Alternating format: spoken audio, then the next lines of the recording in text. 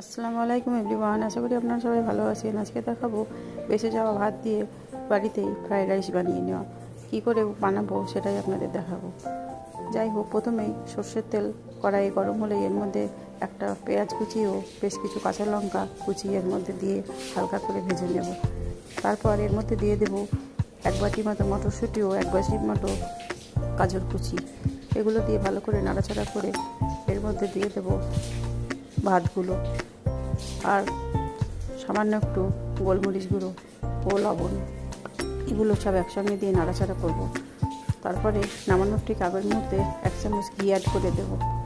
তারপরে আবারও একটু নাড়াচাড়া করে নিলে এটা সার্ভ করার জন্য একদম রেডি। এটাই আপনি কাজু কিশমিশও ওপর থেকে পনিরও অ্যাড করতে পারেন। আমার হাতের কাছে যেগুলো ছিল সেগুলো দিয়ে আমি বানিয়ে নিয়েছি। আশা করি আপনাদের ভালো লাগবে। অবশ্যই ট্রাই করে দেখবেন। বাচ্চা থেকে বড় সবাই খেতে পারবে। Thank you. আল্লাহ হাফেজ।